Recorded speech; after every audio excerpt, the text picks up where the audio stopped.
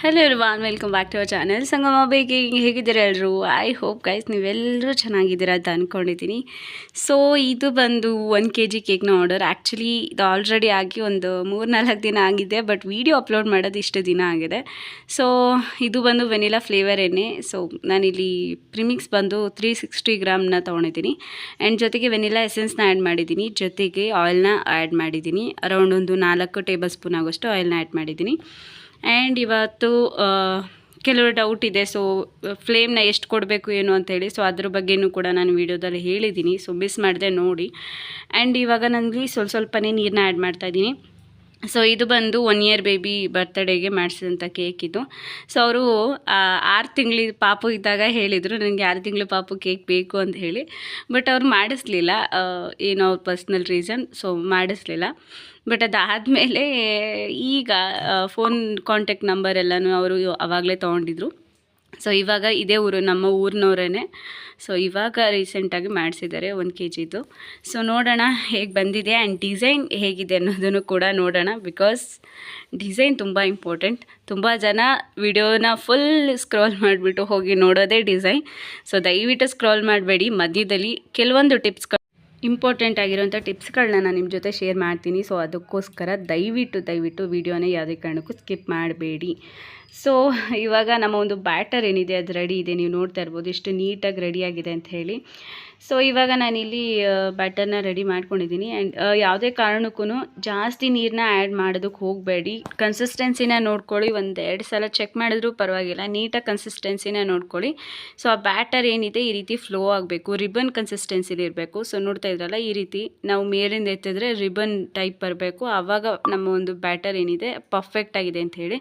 So ನಾನು ಇನ್ನೂ 2-3 ಸಲ ನೀಟಾಗಿ ಮಿಕ್ಸ್ ಮಾಡ್ಕೊತಾ ಇದ್ದೀನಿ. ಬಿಕಾಸ್ ಏನಾಗಿದೆ, ಈ ಸಲ ತಂದಿರೋ ಪ್ರೀಮಿಕ್ಸ್ ಸ್ವಲ್ಪ ಫಸ್ಟಿಗಿಂತ ಅದ್ರ ಟೆಕ್ಸ್ಚರ್ ಸ್ವಲ್ಪ ಚೇಂಜ್ ಇದೆ, ಏನೋ ಇಂಪ್ರೂವ್ ಮಾಡಿದರೆ. ಬಟ್ ಅದು ನನಗೆ ಸ್ವಲ್ಪ ಕನ್ಫ್ಯೂಷನ್ ಇತ್ತು. ಸೊ ಅದಕ್ಕೋಸ್ಕರ ಇನ್ನೊಂದು ಸ್ವಲ್ಪ ನೀರನ್ನ ಆ್ಯಡ್ ಮಾಡಿದೆ. ಆ್ಯಂಡ್ ನೋಡ್ತಾ ಇದ್ದೀರಲ್ಲ, ಈ ರೀತಿ ನೀಟಾಗಿ ಮಿಕ್ಸ್ ಮಾಡಿದ್ದೀನಿ. ಆ್ಯಂಡ್ ಒಬ್ಬರು ಹೇಳಿದ್ರಿ ಕಮೆಂಟ್ ಸೆಕ್ಷನಲ್ಲಿ ತಿಳಿಸಿರಿ, ನೇಮ್ ಸಡನ್ನಾಗಿ ನೆನಪಾಗ್ತೀರಾ. ಸೊ ಅವ್ರು ಹೇಳಿದ್ರಿ ನೀವು ಇದು ಬೇಕಿಂಗ್ ಪೌಡರ್ ಆ್ಯಡ್ ಮಾಡಿ ಅಂತೇಳಿ. ಸೊ ನಾನು ನಿಮಗೆ ತಿಳಿಸೋದಕ್ಕೆ ಇಷ್ಟಪಡ್ತೀನಿ, ಇದರಲ್ಲಿ ಬೇಕಿಂಗ್ ಪೌಡರ್ ಆ್ಯಡ್ ಮಾಡೋ ಹಾಗೆಲ್ಲ. ಬಿಕಾಸ್ ಇದರಲ್ಲಿ already baking powder, baking soda, milk powder, sugar ಪ್ರತಿಯೊಂದು ಕೂಡ ಆ್ಯಡ್ ಆಗಿರುತ್ತೆ. ಜಸ್ಟ್ ನಾವಿಲ್ಲಿ ಆ್ಯಡ್ ಮಾಡಬೇಕಾಗಿರೋದು ಇಷ್ಟೇ, ಒಂದು ನೀರು, ಆಯಿಲು, ಅದು ಎಷ್ಟು ರಿಕ್ವೈರ್ ಇರುತ್ತೋ ಅಷ್ಟು ಹಾಕಬೇಕು. ಸೊ ಆಯಿಲ್ಲು, ನೀರು ಮತ್ತು ಫ್ಲೇವರ್. ಇನ್ ಕೇಸ್ ನೀವೇನಾದ್ರು ವೆನಿಲಾ ಬಿಟ್ಟು, ಇದರಲ್ಲಿ ವೆನಿಲಾ ಫ್ಲೇವರ್ ಕೂಡ ಆಲ್ರೆಡಿ ಆ್ಯಡ್ ಇರುತ್ತೆ. ಬಟ್ ಟೇಸ್ಟ್ ಇನ್ಹ್ಯಾನ್ಸ್ ಮಾಡಬೇಕು ಅನ್ನೋದು ಒಂದು ಫ್ರೇಗ್ರೆನ್ಸ್ ಏನಿದೆ ಅದು ಇನ್ಹ್ಯಾನ್ಸ್ ಮಾಡಬೇಕು ಅಂದರೆ ವೆನಿಲಾ ಎಸೆನ್ಸ್ 1-2 ಡ್ರಾಪ್ ಹಾಕ್ಕೊಬೋದು.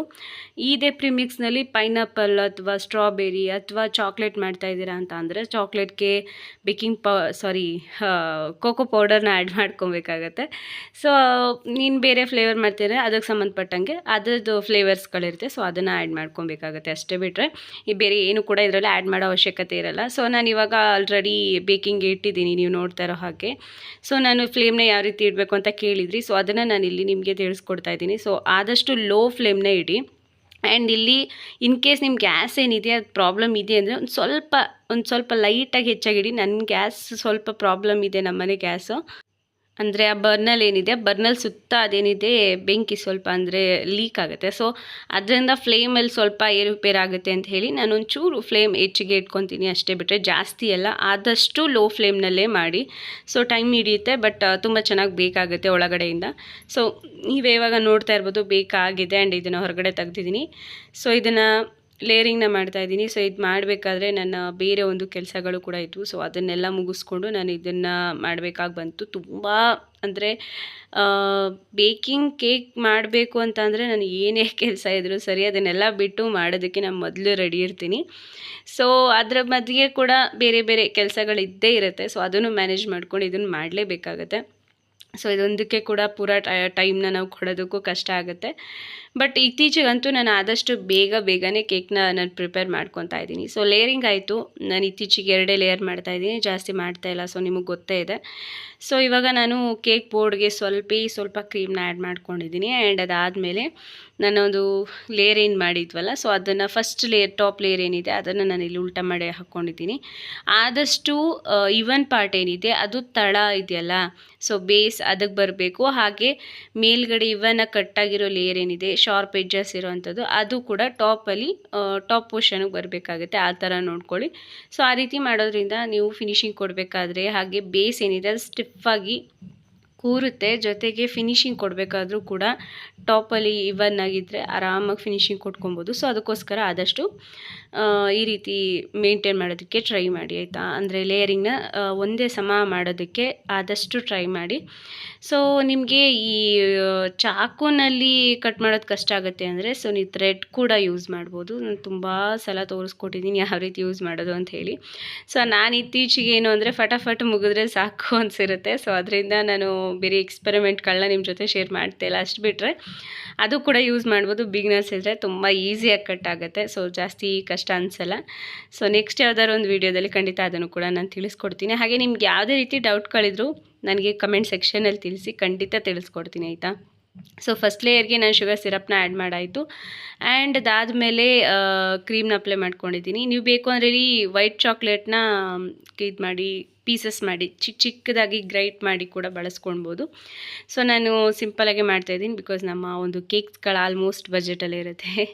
ಸೊ ಇಲ್ಲಿ ಮಟ್ಟಕ್ಕೆ ಅದು ಬಜೆಟ್ ಅಲ್ಲ, ಬಟ್ ನೀವೊಂದು ಥಾಟ್ ಏನಿದೆ, ಸಿಟಿ ಮಟ್ಟಕ್ಕೆ ಥಾಟ್ ಏನಿದೆ, ಆ ವಿಷಯಕ್ಕೆ ಹೋದರೆ ಇದು ಸ್ವಲ್ಪ ಕಡಿಮೆನೇ ಆಗುತ್ತೆ ನಾವು ತಗೊಳ್ಳೋವಂಥ ಪ್ರೈಸ್.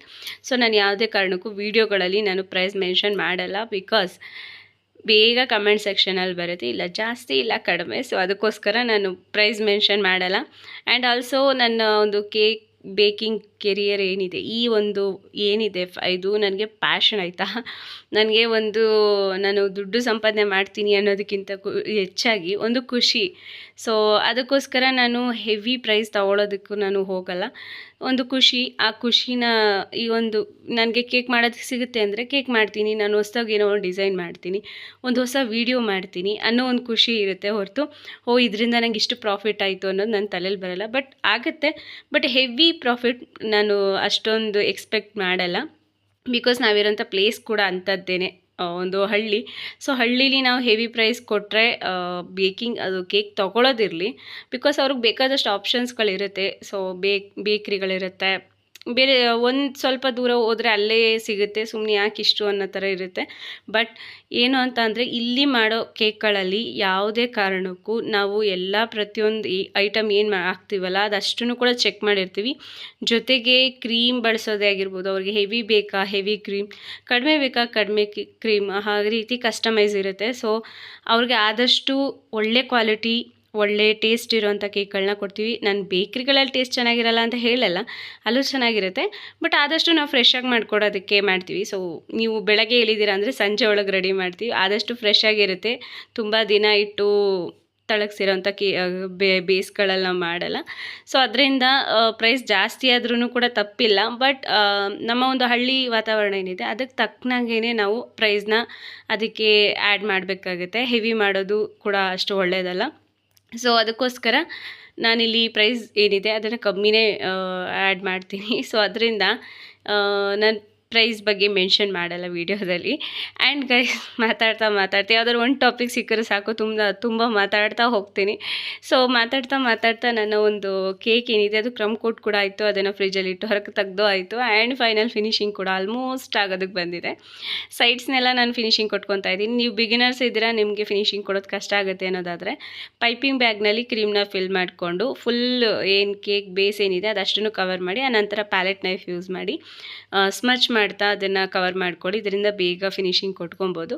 ಸೊ ಇವಾಗ ನಾನು ಡೈರೆಕ್ಟಾಗಿ ಪ್ಯಾಲೆಟ್ ನೈಫಿಂದ ಕ್ರೀಮ್ನ ಅಪ್ಲೈ ಮಾಡಿ ನೀಟಾಗಿ ಕವರ್ ಮಾಡ್ಕೊಂಡಿದ್ದೀನಿ. ನೀವು ನೋಡ್ತಾ ಇರೋ ಹಾಗೆ ಕ್ರೀಮ್ನ ಒಂದು ಶೈನಿಂಗ್ ತುಂಬ ಚೆನ್ನಾಗಿ ಕಾಣಿಸ್ತಾ ಇದೆ. ಸೊ ಅದೊಂದು ಸ್ಯಾಟಿಸ್ಫ್ಯಾಕ್ಷನ್ ನನಗೆ, ಅದು ಫಿನಿಶಿಂಗ್ ಕೊಡೋದು, ಆ ಒಂದು ಶೈನಿಂಗ್ ಅದೆಲ್ಲ ನಂಗೆ ತುಂಬ ಖುಷಿ ಕೊಡುತ್ತೆ. ಸೊ ಅದಕ್ಕೋಸ್ಕರ ನಾನು ಈ ಬೇಕಿಂಗ್ ಏನಿದೆ ಅದನ್ನು ನಂಗೆ ಯಾವುದೇ ಕಾರಣಕ್ಕೂ ಬಿಡಲ್ಲ. ಸೊ ಇವಾಗ ನೀವು ನೋಡ್ತಾ ಇರೋ ಹಾಗೆ ಪೂರಾ ಕೇಕ್ ಫಿನಿಶಿಂಗ್ ಎಲ್ಲ ಮುಗಿದಿದೆ. ಸೊ ಟಾಪ್ ಪೋರ್ಷನ್ ಸ್ವಲ್ಪ ಕ್ಲೀನ್ ಮಾಡ್ಕೋತಾ ಇದ್ದೀನಿ, ಸೊ ದಟ್ ಫಿನಿಶಿಂಗ್ ಪ್ರಾಪರಾಗಿರಲಿ ಅಂತ ಹೇಳಿ. ಸೊ ಇವಾಗ ನೀವು ನೋಡ್ತಾ ಇರಲ್ಲ, ಅಲ್ಲಿ ಸ್ವಲ್ಪ ಗ್ಯಾಪ್ ಕಾಣ್ತಿದೆ. ನಿಮಗೆ ಕ್ಯಾಮ್ರಾದಲ್ಲಿ ಅಷ್ಟು ಕಾಣದೇ ಇರ್ಬೋದು, ಬಟ್ ನಮಗೆ ಎದ್ದು ಕಾಣಿಸ್ತಾ ಇರುತ್ತೆ. ಸೊ ಅಂಥ ಗ್ಯಾಪ್ಸ್ಗಳನ್ನ ಫಿಲ್ ಮಾಡ್ಕೊಳ್ಳಿ. ಸೊ ಫಿಲ್ ಮಾಡ್ಕೊಳ್ಳೋದ್ರಿಂದ ಒಂದು ಫಿನಿಶಿಂಗ್ ಏನಿದೆ ಅದು ಪ್ರಾಪರಾಗಿ ಬರುತ್ತೆ ಆಯಿತಾ. ಆ್ಯಂಡ್ ಕ್ರೀಮ್ ಕೂಡ ಜಾಸ್ತಿ ಅನ್ನೋರಿಗೆ ಹೇಳ್ತೀನಿ. ಸೊ ಕ್ರೀಮ್ ಏನಿದೆ ಅದು ಜಾಸ್ತಿ ಬರಲ್ಲ, ಬಿಕಾಸ್ ನಾವು ಸ್ಕ್ರ್ಯಾಪರ್ ಬಳಸ್ತಾ ಆಲ್ಮೋಸ್ಟ್ ಕ್ರೀಮ್ ರಿಮೂವ್ ಆಗುತ್ತೆ. ಸೊ ಅದಕ್ಕೋಸ್ಕರ ಕ್ರೀಮ್ ಜಾಸ್ತಿ ಹೆವಿ ಇರಲ್ಲ ಆಯಿತಾ. ಇತ್ತೀಚೆಗೆ ಅಂತೂ ಲೇಯರ್ಸ್ಗಳನ್ನೂ ಕೂಡ ನಾನು ಕಡಿಮೆ ಮಾಡ್ತಾಯಿದ್ದೀನಿ, ಸೊ ದಟ್ ಅವ್ರಿಗೆ ಕ್ರೀಮ್ ಹೆವಿ ಅಂತ ಅನ್ನಿಸ್ಬಾರ್ದು ಅನ್ನೋದಕ್ಕೋಸ್ಕರ. ಸೊ ನಾನಿಲ್ಲಿ ಕಲರ್ ಕಾಂಬಿನೇಷನ್ ಬಂದು ಪರ್ಪಲ್ ಇಟ್ಟಿದ್ದೀನಿ. ಸೊ ಅವ್ರು ಯಾವುದೇ ರೀತಿ ಕಲರ್ ಕಾಂಬಿನೇಷನ್ ಹೇಳಿರಲಿಲ್ಲ, ಯಾವ ಥರ ಆದರೂ ಪರವಾಗಿಲ್ಲ ಮಾಡಿ ಅಂತ ಹೇಳಿದರು. ನಿಮ್ಗೆ ಹೆಂಗೆ ಅನಿಸುತ್ತೋ ಹಂಗೆ ಮಾಡಿ ಅಂತ ಹೇಳಿದರು. ಸೊ ಅದಕ್ಕೋಸ್ಕರ ನಾನು ಕಲರ್ ಕಾಂಬಿನೇಷನ್ ಏನು ಅವ್ರ ಹತ್ರ ಅಂದರೆ ಅವರೇನು ಹೇಳಿಲ್ದೇ ಇರೋದ್ರಿಂದ ನಾನೇ ಓನಾಗಿ ಫಸ್ಟು ಬ್ಲೂ ಮಾಡೋಣ ಅಂದ್ಕೊಂಡೆ. ಬಟ್ ಆಲ್ಮೋಸ್ಟ್ ಈಗ ಒಂದು ರೀಸೆಂಟ್ ವೀಡಿಯೋಸ್ಗಳಲ್ಲೆಲ್ಲ ಬರೀ ಬ್ಲೂ ಮಾಡಿ ಬೇಜಾರು ಬಂದುಬಿಟ್ಟಿತ್ತು. ಸೊ ಅದಕ್ಕೋಸ್ಕರ ಪರ್ಪಲ್ ಶೇಡ್ನ ಈ ರೀತಿ ಮಾಡ್ಕೊಂಡೆ. ಬಟ್ ಇಲ್ಲಿ ಏನು ಅಂದರೆ ನನಗೆ ಒಂದು ಬೇಜಾರು ಏನಪ್ಪ ಅಂದರೆ ಲಿಕ್ವಿಡ್ ಕಲರ್ಸ್ದು. ಅದು ನಾವು ಎಷ್ಟೇ ಕಲರ್ ಆ್ಯಡ್ ಮಾಡಿದ್ರೂ ಕೂಡ ಒಂದು ಡಾರ್ಕ್ನೆಸ್ ಬರಲ್ಲ. ಇದು ಆಯಿಲ್ ಬೇಸ್ ಏನಿರುತ್ತೆ ಅದರಲ್ಲಿ ಜಸ್ಟ್ 1 ಡ್ರಾಪ್ ಹಾಕಿದ್ರೆ ಸಾಕು, ನಿಮಗೆ ಒಂದು ಕಲರ್ ತುಂಬ ಚೆನ್ನಾಗಿ ಕಾಣುತ್ತೆ. ಆ್ಯಂಡ್ ತುಂಬ ಇದಿರುತ್ತೆ ಕೂಡ, ಒಂದು ಶೈನಿಂಗ್ ಎಲ್ಲ ಇರುತ್ತೆ. ಬಟ್ ಇದು ಸ್ವಲ್ಪ ನನಗೆ ಬೇಜಾರಾಯಿತು. ಬಿಕಾಸ್ ಪರ್ಪಲ್ ಶೇಡ್ ಅಂತ ಅಂದಾಗ ಅದು ಸೂಪರ್ಬಾಗಿ ಕಾಣುತ್ತೆ ಗೊತ್ತಾ. ನನಗೆ ಕಲರ್ ಕಾಂಬಿನೇಷನ್ನೇ ನಂಗೆ ತುಂಬ ಇಷ್ಟ. ಇಲ್ಲೂ ಏನು ಪ್ರಾಬ್ಲಮ್ ಆಗಿಲ್ಲ, ಜಸ್ಟ್ ಏನು ಅಂದರೆ ಇದು ಸ್ವಲ್ಪ ಲೈಟಾಗಿರುತ್ತೆ. ನ್ಯೂಟ್ರಿಗ್ಲೇಸ್ ಒಳಗಡೆ ಮಿಕ್ಸ್ ಆದಮೇಲೆ ಇನ್ನೂ ಜಾಸ್ತಿನೇ ಲೈಟ್ ಆಗುತ್ತೆ, ಬಿಕಾಸ್ ವಾಟರ್ ಬೇಸ್ ಆಗಿರೋದ್ರಿಂದ. ಸೊ ಅದರಿಂದ ಸ್ವಲ್ಪ ನನಗೆ ಬೇಸ್ ಅಂದರೆ ವೈಟ್ನಿಂಗ್ ಏನಿದೆ ಅದು ಜಾಸ್ತಿ ಕಾಣಿಸ್ತಾ ಇತ್ತು. ಸೊ ಇಂಥ ಟೈಮ್ನಲ್ಲಿ ನೀವು ಜಾಸ್ತಿ ನ್ಯೂಟ್ರಿಗ್ಲೇಸ್ನ ಯೂಸ್ ಮಾಡಬೇಕಾಗತ್ತೆ. ಬಟ್ ನಾನಿಲ್ಲಿ ಆದಷ್ಟು ಲಿಮಿಟೆಡಾಗೆ ಮಾಡಿದ್ದೀನಿ, ಬಿಕಾಸ್ ನಾನು ರೀಸೆಂಟ್ ವೀಡಿಯೋ ಹಾಕಿದ್ದೆ, ಬ್ಲೂ ಕಲರ್ದು ಒಂದು ಕೇಕ್ ಮಾಡಿದೆ. ಸೊ ಅದರಲ್ಲಿ ಹೇಳಿದ್ರು ಕಲರ್ ಜಾಸ್ತಿ ಆಯಿತು ಅಂತ ಹೇಳಿ. ಸೊ ಅದಕ್ಕೋಸ್ಕರ ನ್ಯೂಟ್ರಿಗ್ಲೇಸ್ನ ಕಡಿಮೆ ಮಾಡಿದ್ದೀನಿ. ಆ್ಯಂಡ್ ಕಲರ್ ಕೂಡ ನಾನು ಜಾಸ್ತಿ ಆ್ಯಡ್ ಮಾಡಿಲ್ಲ, ಆ್ಯಂಡ್ ನಾನು ಆ್ಯಡ್ ಮಾಡೋದು ಇಲ್ಲ. ಸೊ ತುಂಬ ಅಪರೂಪ ನಾನು ಜಾಸ್ತಿ ಕಲರ್ ಆ್ಯಡ್ ಮಾಡೋದು. ಸೊ ಅದಕ್ಕೋಸ್ಕರ ನಾನಿಲ್ಲಿ ಲಿಮಿಟೆಡಾಗೆ ಬೆಳೆಸಿದ್ದೀನಿ. ಆ್ಯಂಡ್ ಡ್ರಿಪ್ಪಿಂಗ್ ಕೂಡ ಅಷ್ಟೇ ತುಂಬಾ ಚೆನ್ನಾಗಿ ಬಂದಿದೆ, ನೀವು ನೋಡ್ತಾ ಇರೋ ಹಾಗೆ. ಸೊ ಇವಾಗ ಹಾಫ್ ಪೋರ್ಷನ್ಗೆ ನಾನಿಲ್ಲಿ ನಾರ್ಮಲ್ ಸ್ವೆಲ್ ಡಿಸೈನ್ ಮಾಡಿದ್ದೀನಿ. ಆ್ಯಂಡ್ ಅದಾದಮೇಲೆ ಬಾಟಮ್ಗೆ ನಾನು ಜಸ್ಟ್ ಇದೊಂದು ಪರ್ಲ್ ಬಾರ್ಡರ್ ಮಾಡ್ತೀವಲ್ಲ, ಸೊ ಅದೇ ರೀತಿ ಹಿಂದೆ ಮುಂದೆ ಮಾಡ್ತಾ ಒಂದು ಸಿಂಪಲ್ ಡಿಸೈನ್ನ ಮಾಡಿದ್ದೀನಿ. ಸ್ಟಾರ್ ನೋಸಲಲ್ಲಿ ಮಾಡಿದ್ರೆ ತುಂಬ ಚೆನ್ನಾಗಿ ಕಾಣುತ್ತೆ. ಸೊ ಈ ರೀತಿ ಕಂಪ್ಲೀಟ್ ಮಾಡ್ಕೊಂಡಾದಮೇಲೆ ನಾನಿಲ್ಲಿ ವಿಶಸ್ನ ಬರಿತಾ ಇದ್ದೀನಿ. ವಿಶಸ್ ಬಂದು ಹ್ಯಾಪಿ ಬರ್ತ್ಡೇ ಗೌತಮ್ ಅಂತ ಹೇಳಿ. ಸೊ ತುಂಬ ಕ್ಯೂಟಾಗಿರೋ ನೇಮ್. ಪಾಪು ಕೂಡ ಅಷ್ಟೇ ತುಂಬಾ ಕ್ಯೂಟಾಗಿದ್ದಾನೆ. ನಾನು ನೋಡಿದ್ದೀನಿ, ಫೋಟೋಸ್ಗಳು ಹಾಕ್ತಾ ಇರ್ತಾರೆ, ಸೊ ನೋಡಿದ್ದೀನಿ, ನಮ್ಮೂರವರೇ. ಸೊ ವಿಶಸ್ ಕೂಡ ಕಂಪ್ಲೀಟ್ ಆಯಿತು. ಇದನ್ನು ಅವ್ರು ಹೇಳಿದ್ದು 6:30 ಅಷ್ಟರಲ್ಲಿ ಕೊಡಿ ಅಂತೇಳಿ. ಸೊ ನಾನು ಮಧ್ಯಾಹ್ನ ನಂದೊಂದು ಇಂಪಾರ್ಟೆಂಟ್ ಕೆಲಸ ಇದೆ, ಏನು ಅಂತ ಹೇಳೋಕ್ಕೋಗಲ್ಲ. ಸೊ ಆ ಕೆಲಸ ಮುಗಿಸ್ಕೊಂಡು ನಾನು ಬಂದಿದ್ದು 4:15ಗೆ ಮನೆಗೆ ಬಂದಿದ್ದು. ಸೊ 4:15ಗೆ ಬಂದು ನಾನು ರೆಸ್ಟ್ ಮಾಡಿ ಊಟ ತಿಂಡಿ ಏನಿರುತ್ತೆ ಕೆಲಸ ಎಲ್ಲ ಮಾಡಿ, ಮನೆ ಕೆಲಸ ಮಾಡಿ ಎಲ್ಲ ಮುಗಿಸಿ ಆ ನಂತರ 5:15 ಸ್ಟಾರ್ಟ್ ಮಾಡಿದ್ದು. ಬೇಕಿಂಗ್ ಸೇರೇನೆ 5:15 ಸ್ಟಾರ್ಟ್ ಮಾಡಿ ನಾನು 6:30 ಅಷ್ಟರಲ್ಲಿ ಪೂರಾ ಕೇಕ್ ಫಿನಿಶಿಂಗ್ ಪ್ರತಿಯೊಂದು ಕೂಡ ಪೂರಾ ರೆಡಿ. ಸೊ ರೆಡಿಯಾಗಿ ಫ್ರಿಜ್ನಲ್ಲಿ ಇಟ್ಟಿದ್ದೆ 10 ನಿಮಿಷ. ಸೊ ನೀವೇ ಗೆಸ್ ಮಾಡ್ಕೊಳ್ಳಿ ಎಷ್ಟು ಟೈಮ್ ಹಿಡ್ದಿರ್ಬೋದು ನಾನು ಆ ಪೂರಾ ಕೇಕ್ ಮಾಡೋ ಅಷ್ಟರಲ್ಲಿ ಅಂತ ಹೇಳಿ. ಸೊ ಅಷ್ಟು ಟೈಮಿಂಗ್ಸ್ನಲ್ಲಿ ನಾನು ಈ ಪೂರ್ತಿ ಕೇಕ್ನ ರೆಡಿ ಮಾಡಿದ್ದೀನಿ. ನನಗೆ ನಿಜವಾಗ್ಲೂ ಇಂಪ್ರೂವ್ ಆಗ್ತಾಯಿದೆ ನಾನು ಒಂದು ಕೇಕ್ ಮಾಡೋದು ಅಂತ ನನಗೆ ಅನ್ನಿಸ್ತಾ ಇದೆ. ಸೊ ನಿಮಗೆ ಹೇಗೆ ಅನ್ನಿಸ್ತಾ ಇದೆ ದಯವಿಟ್ಟು ಕಮೆಂಟ್ ಸೆಕ್ಷನಲ್ಲಿ ತಿಳಿಸಿ. ಸೊ ಮಾತಾಡೋಕ್ಕೆ ತುಂಬ ವಿಷಯಗಳಿದೆ, ಬಟ್ ವಿಡಿಯೋ ಹೋಗ್ತಾ ಇದೆ. ಸೊ ಮಾತಾಡ್ತಾ ನನ್ನ ಒಂದು ಬ್ಯೂಟಿಫುಲ್ ಕೇಕ್ ರೆಡಿ ಇದೆ. ಆ್ಯಂಡ್ ಇವತ್ತಿನ ಈ ಡಿಸೈನ್ ಹೇಗೆ ಅನ್ನಿಸ್ತು, ಹಾಗೆ ಕೆಲವೊಂದು ಟಿಪ್ಸ್ಗಳು ನಿಮ್ಗೆ ಹೇಗೆ ಅನ್ನಿಸ್ತು ಅನ್ನೋದನ್ನ ಕಮೆಂಟ್ ಸೆಕ್ಷನಲ್ಲಿ ತಿಳಿಸಿ. ಆ್ಯಂಡ್ ವಿಡಿಯೋ ಇಷ್ಟ ಆಗಿದೆ, ನೀವು ಗೊತ್ತೇ ಇದೆ, ದಯವಿಟ್ಟು ಒಂದು ಲೈಕ್ನ ಕೊಡಿ, ಹಾಗೆ ಚಾನಲ್ನ ಸಬ್ಸ್ಕ್ರೈಬ್ ಆಗೋದನ್ನು ಮರಿಲೇಬೇಡಿ ಅಂತ ಹೇಳ್ತಾ ಇವತ್ತಿನ ಒಂದು ಮುದ್ದಾದ ವಿಡಿಯೋನ ಇಲ್ಲಿಗೆ ಮುಗಿಸ್ತಾ ಇದ್ದೀನಿ. ಮತ್ತೆ ಸಿಗೋಣ ನೆಕ್ಸ್ಟ್ ವಿಡಿಯೋನಿಗೆ ಅಂತ ಹೇಳ್ತಾ ಪ್ಲೀಸ್ ಸಬ್ಸ್ಕ್ರೈಬ್ ಮಾಡಿಕೊಂಡು ನನಗೆ ಸಪೋರ್ಟ್ ಮಾಡಿ. ನಿಮ್ಮ ಒಂದು ಸಪೋರ್ಟ್ ನಮಗೆ ತುಂಬ ಮುಖ್ಯ. ಸೊ ದಯವಿಟ್ಟು ಸಪೋರ್ಟ್ನ ಮಾಡಿ. ಹಾಗೆ ಮತ್ತೆ ಒಂದು ನೆಕ್ಸ್ಟ್ ವಿಡಿಯೋ ಬರ್ತೀನಿ. ಸೊ ವೆಯ್ಟ್ ಮಾಡ್ತಾಯಿರಿ, ಸ್ವಲ್ಪ ಡಿಲೇ ಆಗ್ಬೋದು, ಬಟ್ ಖಂಡಿತ ಬರ್ತೀನಿ. Thank you so much for watching. Bye, keep supporting me, love you all.